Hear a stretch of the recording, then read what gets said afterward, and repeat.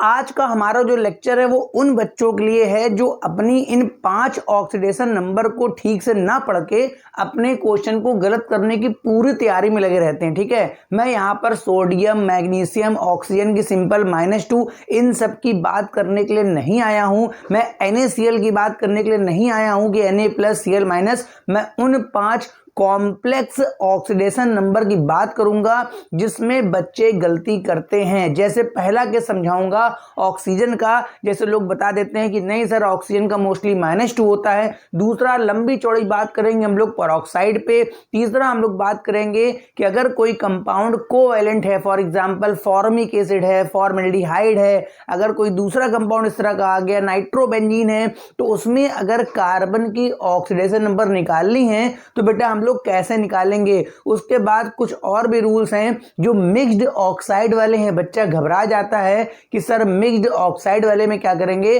और कुछ हमारे पास ऐसे कंपाउंड्स हैं जो स्टोइकियोमेट्रिक होते हैं, पॉइंट में लिख के दे देता है। तो बच्चा कहता है सर ये पॉइंट वाला तो मुझसे हो ही नहीं पाएगा, बहुत टफ लग रहा था, है ना।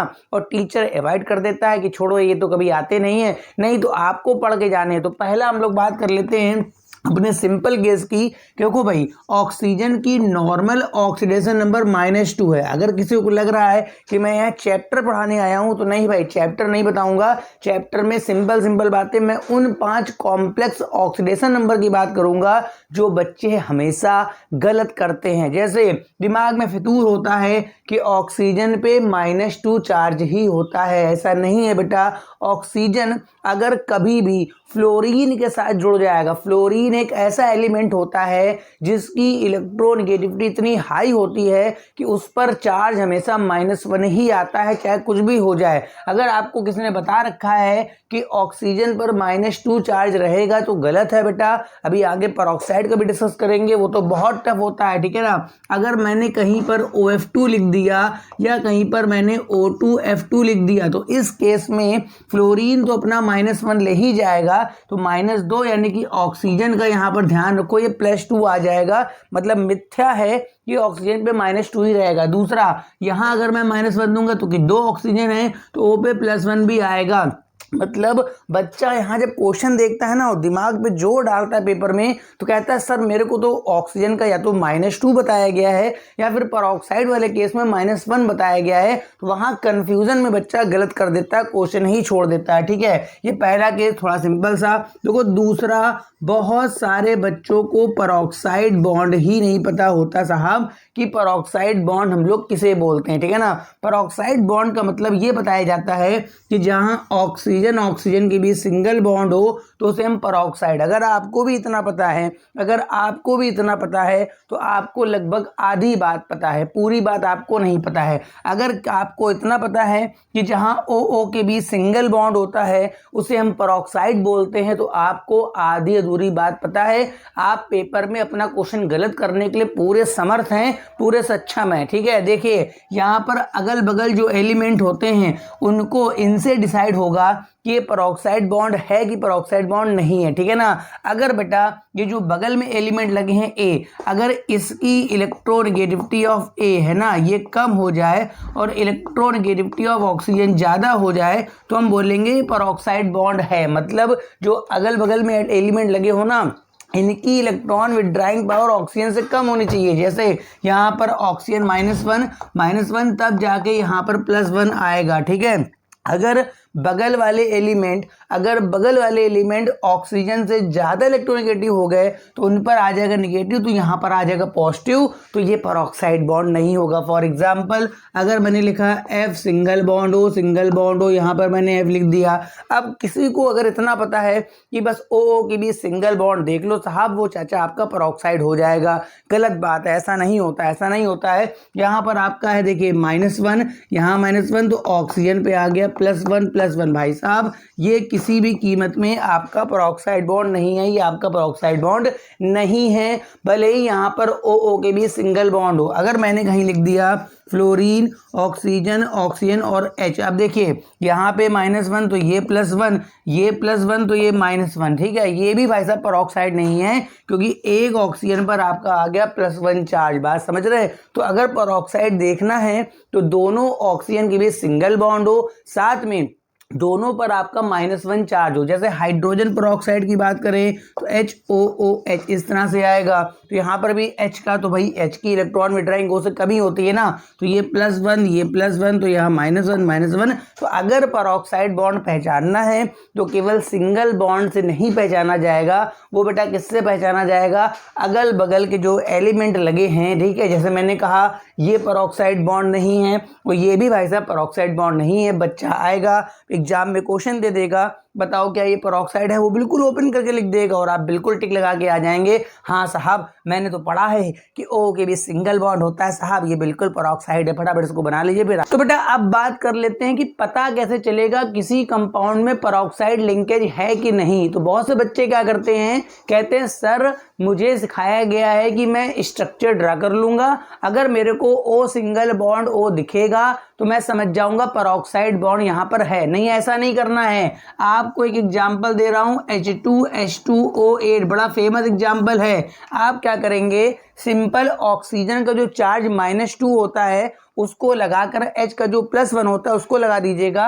अगर सल्फर का चार्ज, सल्फर का बेटा मैक्सिमम चार्ज +6 होता है, कितना होता है +6, अगर इससे ज्यादा निकल गया तो समझ जाना इसकी चादर के बाहर हो गया, कोई ना कोई लोचा यहाँ पर है, पेरोक्साइड बॉन्ड होगा। H का मैंने 1 लगाया तो 2 × 1 हो गया, सल्फर का हो गया 2 × X हो गया, +8 × O का सबका मैंने लगा दिया -2 = 0, यानी 8 2 16, यानी X = सॉल्व करेंगे ना आप तो प्लस का 7 आएगा। भाई ये साथ ये +6 से ज्यादा हो गया है, इसका मतलब यहाँ पर 100% पेरोक्साइड बॉन्ड होगा। फॉर एग्जांपल अगर मैं CrO5 की बात करूं, क्रोमियम का मैक्सिमम ऑक्सीडेशन नंबर +6 होता है, पीरियोडिक टेबल में आपको सिखाया जाता है। तो O पे अगर -2 लगाऊंगा, 5 दूनी 10, क्रोमियम का +10 आ गया, जो हो नहीं सकता। इसका मतलब यहाँ पर भी पेरोक्साइड बॉन्ड है। इससे आप पता लगा सकते हैं इस रूल से कि अगर आपने किसी पर्टिकुलर एलिमेंट की ऑक्सीडेशन नंबर निकाली और उसकी औकात से बाहर ज्यादा आ गई, मतलब समझ में आ रहा है,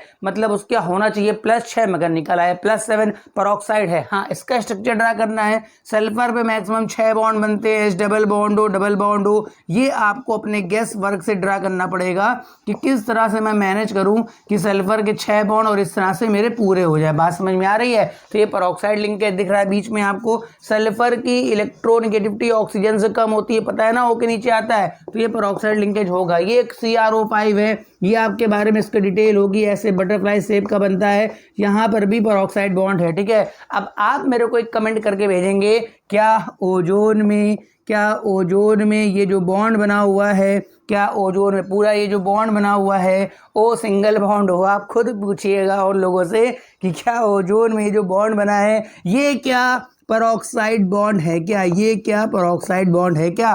तो ये आपके लिए क्वेश्चन है, क्या ये पेरोक्साइड बॉन्ड है या नहीं। अगर है तो कमेंट में लिख दीजिएगा, और नहीं है तो कमेंट में। मैंने आपको कुछ सिखाया था कि पेरोक्साइड बॉन्ड कैसे पहचानते हैं, फटाफट इतना। पेरोक्साइड की बॉन्ड बात चली रही है तो साथ में ऑक्साइड और सुपर ऑक्साइड भी मैं दिखा देता हूं, ठीक है। अगर भाई साहब कहीं पर O2 पे -2 आ जाए, मतलब एक ऑक्सीजन पे -1, मतलब ध्यान रखिएगा ये आपका पेरोक्साइड है, ठीक है ना। अगर कहीं पर O2 पे केवल सिंगल -1 आ जाए, मतलब एक ऑक्सीजन पे आधा हाफ माइनस, तो ये भाई साहब कहलाता है सुपर ऑक्साइड। क्या कहलाता है बच्चा, सुपर ऑक्साइड। और कहीं पर केवल एक O पे -2 आ जाए, केवल एक O पे अगर -2 आ जाए तो इसे मैं ऑक्साइड बोलता हूं। फॉर एग्जाम्पल अगर मैंने कहीं लिखा Na2O2, ठीक है, मैंने कहीं लिखा कहीं पर KO2, कहीं लिखा मैंने CaO। अब देखिएगा यहाँ पर 2 Na है, जब इसको अलग करूंगा तो ये क्या बनेगा 2Na+ और O2 पे डबल माइनस आएगा, मतलब इसका नाम होगा सोडियम पेरोक्साइड, ठीक है।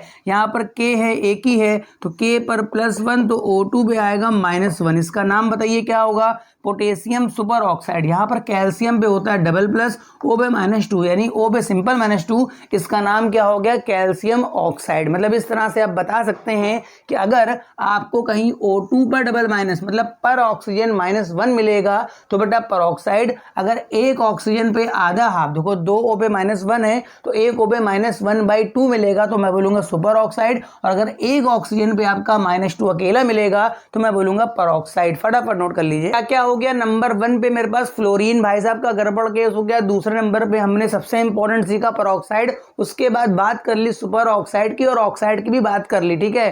अब जो अगला पॉइंट है, अगला जो नंबर है भाई, 3 पॉइंट मेरे हो गए। अगर मेरे पास किसी भी कोवैलेंट कंपाउंड में अगर निकालनी हो ऑक्सीडेशन नंबर, बच्चा कुछ जगह पे बहुत दुखी होता है और इसके क्वेश्चंस भी जेईई और नीट में आते हैं, ठीक है ना। अगर कहीं पर कोवैलेंट में ऑक्सीडेशन नंबर निकालनी है, इसमें गलतियां बहुत ज़्यादा बच्चा करता है। इसका रूल सुनिए क्या है। अगर मान लो 2 एलिमेंट ए और बी, ध्यान से बात सुन लीजिए, अगर 2 एलिमेंट ए और बी सिंगल बॉन्ड से जुड़े हैं, ठीक है, सिंगल बॉन्ड मतलब कोवैलेंट बॉन्ड हुआ ना, तो यहाँ पर इलेक्ट्रोनेगेटिविटी ऑफ बी ज़्यादा है ए से, तो इस केस में ये +1 मानेंगे, ये -1 अगर इनके बीच एक बॉन्ड हुआ तो, ठीक है। अगर ए डबल बॉन्ड बी हुआ इस तरह से, ठीक है, और बी की इलेक्ट्रॉन विड्राइंग ज़्यादा भाई इन कंपेयर टू ए, तो ये -2 हो जाएगा, इसको मान लूंगा +2। सुनते जाइए ध्यान से। अगर कहीं पर ए ट्रिपल बॉन्ड बी हो गया तो भाई 3 बॉन्ड बन गए, तो ये -3, तो यहाँ पर क्या हो जाएगा +3।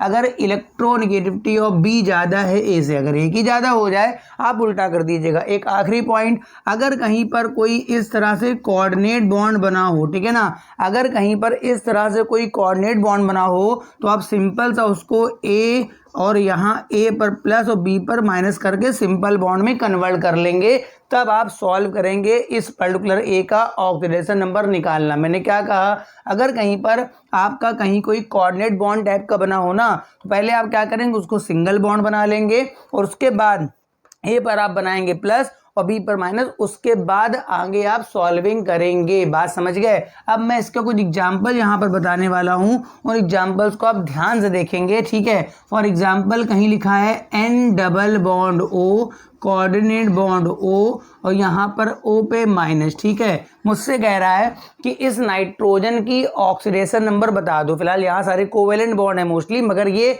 सिंपल तरीके से भी आ जाएगा। अभी मैं एसिटाल्डिहाइड का बताऊंगा जिसको निकालने में बच्चा गलती करता है, ठीक है। यहाँ पे निकालना है, मैंने एक रूल सिखाया था कि यहाँ पर आपका कोऑर्डिनेट बॉन्ड बना हो, उसमें आप सिंगल बॉन्ड बना के बी पे निगेटिव, जिधर एरो उस पे निगेटिव, इधर पॉजिटिव। तो पहला काम तो इसको निपटा लेते हैं, ठीक है। N डबल बॉन्ड O ऐसे रहेगा, O पे तो यहाँ ऐसे माइनस ही लिखा हुआ है और यहाँ पर आपका सिंपल सा है O, यहाँ निगेटिव करके यहाँ पर मेरे को +1 कर लेना है। क्या कर लेना है बेटा, +1। बात समझ रहे हैं। अब बताइए, देखते हैं, ये N है, ये O, यहाँ डबल बॉन्ड है, O की इलेक्ट्रोनेगेटिविटी ज़्यादा है, मतलब O पे -2 तो N पे +2 हो गया। ये N है, ये O है, ठीक है ना, तो O पे हो जाएगा -1, इस पे क्या हो जाएगा +1, ठीक है। ये O है, ये N है, O की ज़्यादा है इसके, तो ये -1, तो ये क्या हो जाएगा +1। आप जरा काउंट करेंगे तो नाइट्रोजन पे टोटल जोड़ आपका जो आएगा वो +5 आएगा। कितना आएगा, +5। आप इसको सिंपल सा O-2 लगा करके भी कर सकते थे, मगर अगर ये एग्जाम्पल आ गया, बहुत फेमस है, C3 आपका C3O2 का एग्जाम्पल, कार्बन सब ऑक्साइड नाम है। थोड़ा सा ध्यान रखिएगा कि अगर कार्बन का कोई कंपाउंड होगा तो उसमें कार्बन की वैलेंसी को पूरा रखिएगा 4, O की 2 होती है, ठीक है। 3 कार्बन यहाँ पर इस तरह से मैनेज होते हैं। ये अगर आपको नहीं पता, देखिए 3 कार्बन ऐसे और डबल बॉन्ड O और डबल बॉन्ड O, ठीक है। एक रूल यहाँ पे छूट गया, अगर कोई कार्बन sp है तो मोर इलेक्ट्रोनेगेटिव पता होगा, उससे कम sp2, उससे कम sp3। मान लो 2 एटम सेम हो गए, मान लो बेटा 2 एटम सेम हो गए, मान लो कहीं पर, तो उस केस में क्या होगा कि उस केस में जो sp वाला होगा उसमें हम माइनस ले जाएंगे और sp3 वाले पे ले जाएंगे प्लस। चलो अब इसमें आते हैं। हाँ बताइए, ये डबल बॉन्ड बना हुआ है O और कार्बन में, सोचिए ज़्यादा इलेक्ट्रोनेगेटिव कौन सा है, तो पता लगेगा ऑक्सीजन, तो यहाँ हो जाएगा -2, तो यहाँ हो जाएगा +2, ठीक है। बिल्कुल वही सेम यहाँ भी बनेगा केस, ये हो जाएगा -2, ये हो जाएगा +2। अब जरा बीच वाले कार्बन का सोचिए, बताइए, उधर भी कार्बन लगा है, इधर भी कार्बन लगा है, ये कार्बन भी देखो 2 सिग्मा बॉन्ड है तो sp, और ये भी आपका sp, दोनों की बेटा इलेक्ट्रोनेगेटिविटी भी सेम है, सब कुछ सेम, तो इस कार्बन का चार्ज क्या निकलेगा बेटा, 0 निकलेगा। बात समझ में आ रही है। तो इस तरह से हम लोग कोवेलेंट कंपाउंड का निकालते हैं। अब मैं बताने जा रहा हूँ एक केस, एसिटाल्डिहाइड का बच्चे गलती करते हैं। एसिटाल्डिहाइड का स्ट्रक्चर ऐसा होता है, C पे 3H, C double bond O single bond H। मेरे को दोनों कार्बन पे ऑक्सीडेशन नंबर निकालनी है। मेरे को क्या निकालना है, दोनों कार्बन पे ऑक्सीडेशन नंबर। भाई कार्बन की जो इलेक्ट्रॉन विड्रॉइंग पावर वो 2.5 होती है, H की 2.1, यानी देखो भाई H की कम है C की ज़्यादा है, ठीक है ना, H की कम है C की ज़्यादा है, तो ये सिंगल बॉन्ड बना हुआ है, तो ये मैं +1 कर लूँगा, तो ये कर लूँगा -1, ठीक है ना। यहाँ पर भी H पे कर लूँगा +1, तो यहाँ कर लूँगा -1, ठीक है। यहाँ पर भी H पे कर लूँगा +1, तो यहाँ कर लूँगा -1। इतनी बात समझ में आ रही है, ठीक है। कार्बन की ज़्यादा होती ना, मगर देखो ये कार्बन और ये कार्बन है, सिंगल बॉन्ड, कार्बन के sp3 मगर यहाँ sp2 है, तो अब की बारी ये -1 और ये हो जाएगा मेरे पास +1। बात समझ में आ रहा है। तो अगर इसको मैं ऐसे काट पीट दूंगा तो फाइनली यहाँ पे सॉल्व हो के -2 आ जाएगा। क्या आ जाएगा, -2, ठीक है ना। अगर मैं इसकी बात करूं, यहाँ पर इस वाले कार्बन की बात करूं, तो ये तो -1 इधर से निकल आया, ठीक है। अच्छा H पे क्या होता है, ये इन दोनों में किसकी है, H की। यहाँ पर चूंकि Ca में ये इलेक्ट्रोनेगेटिव ज़्यादा है, तो ये मेरे पास +1, तो ये मेरे पास -1। और O की बात करें तो O का -2, तो ये हो जाएगा +2। बताइए O का -2, C का +2, +2 -2, ओवरऑल सब कंप्लीट 0 हो गया। तो इस वाले कार्बन पर आपका चार्ज क्या हो जाएगा, 0, ठीक है। इन 3 रूल के हिसाब से आप अपने कोवैलेंट कंपाउंड की ऑक्सीडेशन नंबर कभी भी निकाल सकते हैं। फटाफट इसको नोट कर लीजिए। आपको एक एग्जांपल बताने जा रहा हूं जो भाई साहब बहुत पहले AIPMT यानी कि नीट जैसे एग्जाम में पूछा गया था, मगर आजकल से बहुत सरल क्वेश्चन आते हैं, उसके जैसे तो है ही नहीं, ठीक है। बहुत भाई साहब तगड़ा क्वेश्चन है। ये मेरे पास लिखा है नाइट्रोबेंजीन, ध्यान से देख लीजिए, ये मेरे पास लिखा है नाइट्रोबेंजीन और इससे बनाया गया एनिलीन। अगर आपने ये क्वेश्चन कर लिया तो मैं इसके जैसे 2-3 क्वेश्चन आपको और दूंगा ऐसे प्रैक्टिस, ठीक है। अब ये कह रहा है कि बताओ यहाँ से यहाँ तक जाने में N की ऑक्सीडेशन नंबर में कितना चेंज आया है। अच्छे बच्चे नहीं कर पाते हैं, नाइट्रोजन का चार्ज निकालने में फंस जाते हैं सर कार्बन का यहाँ मैं क्या लगाऊंगा। तो जो रूल आपको सिंगल बॉन्ड वाले सिखाए गए थे, डबल बॉन्ड वाले सिखाए गए थे, ओवरऑल कोवैलेंट बॉन्ड के सिखाए गए थे, वही आपको अप्लाई करने, ठीक है। मैंने आपसे कहा था सबसे पहले इस कोऑर्डिनेट बॉन्ड को हिले लगा लेना, ठीक है। नाइट्रोजन में बताना है कितना चेंज आएगा ऑक्सीडेशन नंबर का। चलो भाई चालू करते हैं अपना क्वेश्चन। यहाँ पर बेंजीन बना ली, single bond N, double bond O। मैंने कहा था जब इसको सिंगल कर लेंगे तो ये O पे हो जाएगा माइनस, तो यहाँ अपने आप एक बढ़ जाएगा प्लस। चलो अब देखते हैं ध्यान से। ये बेटा N है, ये O है। बताओ जरा ज़्यादा इलेक्ट्रोनेगेटिव कौन सा है, तो ऑक्सीजन, तो ये अपने आप -2 हो जाएगा, तो ये हो जाएगा +2। सर -2 क्यों करा भाई, डबल बॉन्ड बना। ये N है, ये O है। ज़्यादा इलेक्ट्रोनेगेटिव कौन है, ऑक्सीजन, सिंगल बॉन्ड है, तो ये -1, तो इससे भी बढ़ेगा +1, ठीक है। अच्छा ये कौन है, नाइट्रोजन, ये कौन है, कार्बन। इन दोनों के बीच बॉन्ड कौन सा है, सिंगल बॉन्ड। ज़्यादा इलेक्ट्रोनेगेटिव कौन सा है, नाइट्रोजन, तो ये हो गया -1, तो ये हो गया +1। अब देखिए एक -1 +1 कट गया भाई साहब। यहाँ पे नाइट्रोजन का जो चार्ज निकल रहा है वो +3 आ रहा है। कितना आ रहा है बच्चा, +3। आओ भाई यहाँ पे बात कर लेते हैं। ये नाइट्रोजन है, ये हाइड्रोजन है। N और H में ज्यादा इलेक्ट्रोनेगेटिव कौन सा होता है बेटा, N। सिंगल बॉन्ड है तो ये हो गया -1, तो ये हो गया +1। वही चीज यहाँ पर भी आ जाएगी, तो ये हो जाएगा -1, तो ये हो जाएगा +1, तो ये हो जाएगा -1। N और C में भी ज्यादा इलेक्ट्रोनेगेटिव कौन है, N, तो फिर से वही -1 और ये +1। आप देखेंगे तो यहाँ पे नाइट्रोजन का आ जाएगा -3, ठीक है। मतलब नाइट्रोबेंजीन का जो नाइट्रोजन है वो +3 पे है और इसका -3, तो -3 यानी +3 से पहले आप जाएंगे 0 में और 0 से जाएंगे -3। ओवरऑल कितने का डिफरेंस आएगा, 6 का डिफरेंस आएगा। मतलब यहाँ पर 6 इलेक्ट्रॉन आपको ऐड करने पड़ेंगे, रिडक्शन कराना पड़ेगा, तब जाके हो पाएगा। और यही सब बातें आगे डिसाइड करेंगी कि आपको एन फैक्टर निकालना कितना आता है। इस तरह के क्वेश्चंस बहुत इंपॉर्टेंट है। अगर आज के ज़माने में आ जाएगा बच्चा तुरंत हैंड्स अप हो जाएगा, कहेगा सर मुझसे नहीं हो पाएगा, क्योंकि मैं तो बस K2Cr2O7, KMnO4, K2MnO4, H2SO4 इनमें ही निकाल पाऊंगा, बाकी तो मेरा नहीं हो पाएगा। फटाफट इसको। अब अपना आखिरी केस हम लोग देख लेते हैं जो भाई साहब बहुत कम बच्चे पढ़ते हैं, जिसका नाम है मिक्स ऑक्साइड, ठीक है ना। बच्चे मिक्स ऑक्साइड को लेकर के भी गलतियां करते हैं। हमारे पास कुछ ऑक्साइड ऐसे होते हैं जहां पर दो प्रकार के ऑक्साइड आपस में मिले होते हैं। फॉर एग्जाम्पल भी देख लीजिए, मेरा पहला एग्जाम्पल है Fe3O4, दूसरा एग्जाम्पल है मेरे पास Mn3O4 और तीसरा एग्जाम्पल मेरे पास होता है Pb3O4। ठीक है ना बेटा, इनको हम लोग बोलते हैं मिक्स ऑक्साइड। कारण क्या है, इसके अंदर दो ऑक्साइड मिले होते हैं, पहला होता है FeO और दूसरा होता है Fe2O3। ठीक है, जैसा इसका होता है वैसा इसका भी होता है, मतलब इसके अंदर भी दो होते हैं, एक होता है MnO और एक होता है Mn2O3। मगर भाई साहब अगर इसको अगर आप नहीं पढ़ के गए तो गलती करेंगे। यहाँ पर एक होता है PbO, मगर इसके दो होते हैं और एक होता है मेरे पास PbO2। मतलब कुल मिला के देखिए पूरा फॉर्मूला मैच कर गया Pb3O4। ठीक है, इस वाले केस को ध्यान रखिएगा। अब इस केस में दो क्वेश्चन पूछ सकता है। पहला, यहाँ पर Fe की एवरेज पूछ सकता है, यहाँ पर Mn की एवरेज पूछ सकता है, यहाँ पर लेड की एवरेज पूछ सकता है। भाई साहब अगर एवरेज पूछेगा ना तो कुछ नहीं करना है, आपको सिंपल ऑक्सीजन का -2 लगा के सॉल्व कर देना है। फॉर एग्जाम्पल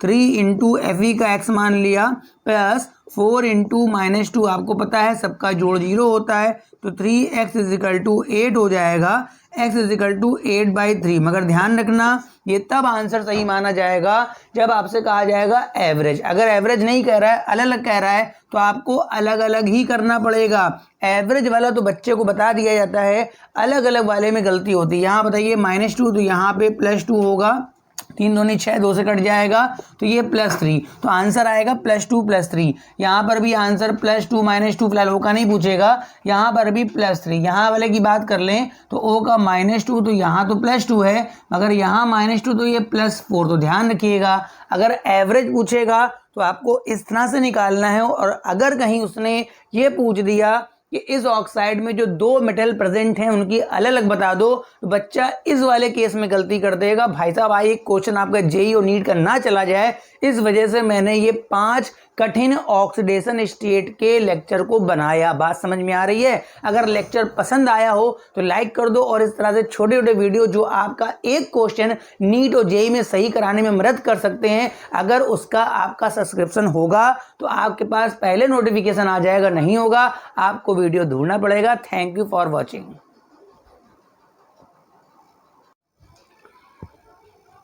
तो जब आपने इतना सीख ही लिया है तो अब मैं आपको कुछ एग्जाम्पल दे रहा हूं, घरेलू एग्जाम्पल, ज़्यादा नहीं दूंगा, केवल 4-5 एग्जाम्पल दूंगा। आप उन एग्जाम्पलों को घर में करिएगा और जिसके आंसर आ जाएं, भाई इसमें ऐसा होगा इसमें ऐसा होगा, वो मेरे कमेंट बॉक्स में लिख के कमेंट कर देगा। ठीक है, पहला तो सबसे बहुत ज़्यादा एग्जाम्पल है इंपॉर्टेंट H2SO5, इसका नाम कारोस एसिड होता है। इसमें सल्फर की आपको निकालनी है, आपको H2H2O8 में भी सल्फर की निकालनी है। ठीक है ना, और इसी तरह से एक बहुत एग्जाम्पल फेमस है Br3O8, इसमें ब्रोमीन की आपको अलग अलग बतानी है, कोवेलेंट स्ट्रक्चर बनेगा। ब्रोमीन हैलोजन है, मैक्सिमम 7 बॉन्ड बनते हैं, इतना मैं आपको गैस दे सकता हूं। और एक क्वेश्चन दे रहा हूं कि अगर मैं फॉर्मल्डिहाइड से को ऑक्सीडाइज करके बनाता हूं फॉर्मिक एसिड, ठीक है, अगर मैं फॉर्मल्डिहाइड को ऑक्सीडाइज करके बनाता हूं फॉर्मिक एसिड, तो बताना ये है कि यहाँ से यहाँ तक जाने पर कितना ऑक्सीडेशन नंबर में चेंज हुआ है। ये 4 क्वेश्चन आपके होमवर्क के लिए हैं। अगर ये छोटा सा लेक्चर आपको समझ में आ गया हो तो इस तरह से छोटे छोटे मगर बेसिक फंडामेंटल के लेक्चर्स को देखने के लिए चैनल को सब्सक्राइब कर दीजिए, और लेक्चर अच्छा लगा हो तो कमेंट कर दीजिए और लाइक कर दीजिए। Thank you for watching.